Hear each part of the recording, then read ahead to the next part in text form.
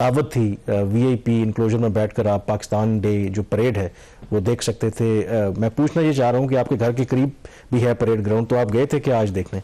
मैं बिल्कुल गया था देखने के लिए और अच्छा शो था। काफ़ी ज़्यादा तादाद थी लोगों की, लेकिन यूजुअल जो हर साल होता है। बट मूविंग ऑन, उसके साथ ही जो आज सदारती अवार्ड्स भी दिए गए हैं उसका भी थोड़ा सा जिक्र कर लेते हैं। इस दफ़ा काफ़ी ज़्यादा सदारती अवार्ड्स दिए गए हैं 23 मार्च के ऊपर। मुख्तलिफ शोबा है ज़िंदगी में जिन्होंने अच्छी परफॉर्मेंस दिया। बट मेरे लिए एक जो हैरान कुन उसके अंदर चीज़ थी, जो नंबर ऑफ ब्यूरोक्रेट्स हैं जिनको ये अवार्ड्स मिले, और चंद एक को तो मैं ज़ाती तौर पर जानता हूँ। कुछ के जो कारनामे हैं या कि उनके जो डिसीजंस हैं वो कोर्ट में पेंडिंग पड़े हुए हैं। कुछ ऐसे हैं जो सरकारी गाड़ियों का बेतहाशा इस्तेमाल नाजायज़ करते रहे हैं। तो चलें, जिस चीज़ का दौर था वो अपना मज़ा करके चला गया। और मुझे समझ नहीं आती कि क्या ये जो अवार्ड मिलते हैं, देखें इसमें आई एम श्योर के शोबा सहाफ़त से भी लोग उनको भी दिए जाते हैं, but I don't think so कि कोई भी पाकिस्तान में जो क्रेडिबल जर्नलिस्ट हो, नॉट टू ऑफेंड दोस्त जिनको मिलते हैं, कि शायद वो इस तरह के अवार्ड लेना चाहेगा, क्योंकि आपने खुद ही कह दिया कि जो सारा प्रोसेस होता है सेलेक्ट करने का, मे बी इट्स क्वेश्चनेबल। खैर, यौम पाकिस्तान है तो ऑब्वियसली हमें चलें जिनको मिला है उनको मुबारकबाद देनी चाहिए। अब असल जो देखें, पाकिस्तान तो बन गया, अब पाकिस्तान कैसा होना चाहिए था, क्या हम वैसा पाकिस्तान बना पाए? ऑब्वियसली नहीं बना पाए। तो उसके लिए बेशक आज नेशनल हॉलीडे है, लेकिन छुट्टी वाले दिन हम काम भी करते हैं। तो काम का ही आगाज़ करते हैं कि अब गवर्नमेंट भी लगता है कि सीरियस है कि किसी तरीके से पाकिस्तान की मईशत को रिवाइव किया जाए, और उसके लिए अहम चीज़ जो है कि कैसे जो हमारी आमदन है यानी कि टैक्स कलेक्शन है उसको बेहतर किया जाए।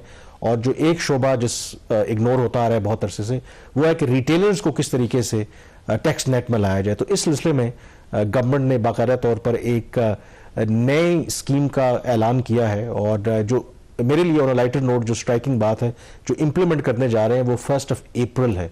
अब यकम अप्रैल को अप्रैल फूल होता है, क्या माजी की तरह ये ना हो कि इस दफा भी, कोशिश तो माजी में भी करते रहे कि इस दफा भी धोखा तो नहीं हो जाएगा, ये सीरियस है इस दफा? दो फैक्टर्स हैं जो पिछले जो स्कीम्स थी उससे मुख्तलिफ बनाते हैं। ऑल दो एक फैक्टर तो पहले भी एग्जिस्ट करता था, मिलिट्री वाला।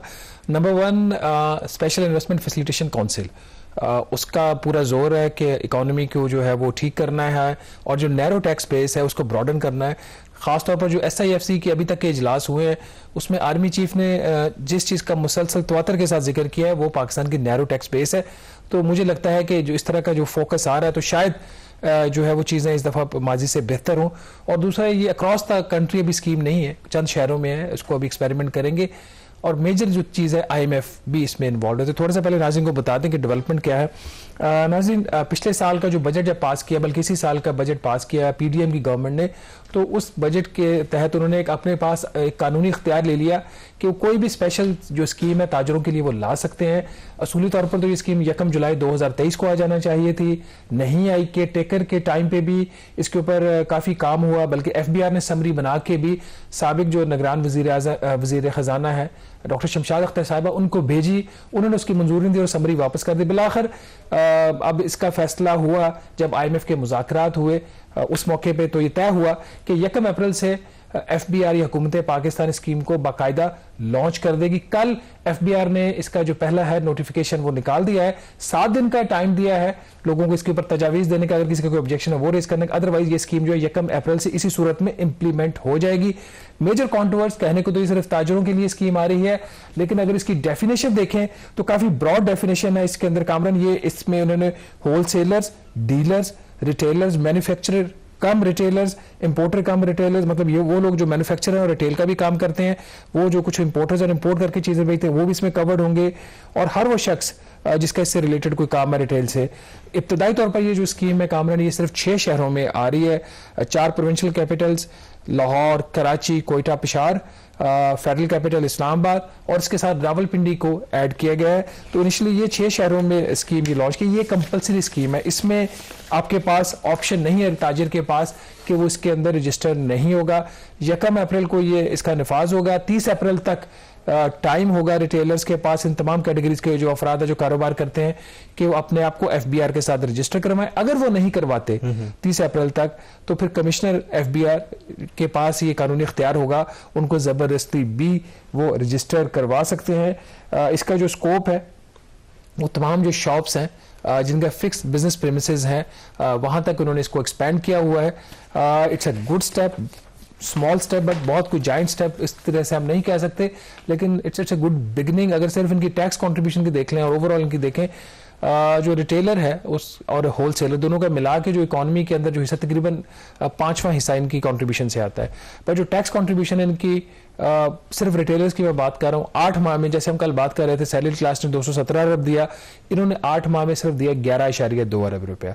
तो इनका जो काम है वो आप जानते हैं कितने हैवी इनका होते हैं। बहुत सारे बड़े रिटेलर्स भी होते हैं, छोटे भी होते हैं। और आप इमेजिन कर लेना कि हम इस्लामाबाद जिस जगह बैठे हैं, यहाँ पे जो मार्केट है, पारा मार्केट है, आई एम श्योर के रमज़ान है और आगे ईद की शॉपिंग शुरू होने वाली है।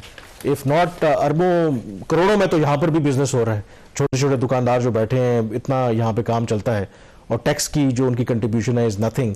लेकिन सवाल अब इसके अंदर इंपॉर्टेंट ये है कि ये कोई पहली दफ़ा नहीं हो रहा। आई थिंक सक्सेसिव गवर्नमेंट्स ने, हर किसी ने ट्राई करने की कोशिश की कि इनको टैक्स नेट में लाया जाए, लेकिन सम और दी अदर ये इतने स्ट्रॉन्ग हैं, एहतजाज की कॉल दे देते हैं, हड़ताल की कॉल दे देते हैं, और सम और दी अदर फिर जो PMLN का वोट बैंक है वो भी इनके साथ कहीं ना कहीं लिंक है कि शायद ज़्यादातर जो रिटेलर्स हैं, ताजर हैं, समझा जाता है कि वो कॉन्स्टिट्यूंसी है PMLN की। तो इस दफ़ा ऐसा क्या मुख्तलिफ होगा कि अगर उनकी तरफ से, और आई एम श्योर के प्रेशर आएगा, ये जो यूनियंस हैं, ट्रेडर्स हैं, एहतजाज की कॉल भी दे सकते हैं, हड़ताल भी कर सकते हैं, तो क्या जो इस दफ़ा रियासत पाकिस्तान है, इदारे हैं, they are prepared to take them on? Kamran, last time जब एफर्ट हुई थी, आपको पता है कि इनकी जब गवर्नमेंट आई थी PDM की, इन्होंने बिजली के बिलों में 3,000 से 6,000 रुपया इन्होंने मंथली टैक्स लगा दिया था ताजरों के ऊपर, वो उन्होंने देने से इनकार कर दिया। उस वक्त जब मैंने इनसे बात की, जो इनके ताजरों के नुमाइंदे थे, तो वो एक बात बड़े फख्र से कहते थे। Sorry to interrupt you, I believe कि मरियम नवाज साहिबा ने, जो अब चीफ मिनिस्टर हैं पंजाब की, उन्होंने उस वक्त के जो फाइनेंस मिनिस्टर थे मिफ्ता इस्माइल, उनको कह के ये कहा था कि इनका कुछ कीजिए, इनका कुछ कीजिए, और उन्होंने कर दिया। उन्होंने स्कीम, उन्होंने वो जो थी वो एक ऑर्डिनेंस करके उसको सस्पेंड कर दिया था। तो जब मैंने ताजरों से उस वक्त बात की तो उन्होंने कहा, देखिए जी, हमने तो जनरल मुशर्रफ जैसे ताकतवर जो डिक्टेटर थे उनके घुटने टिकवा दिए।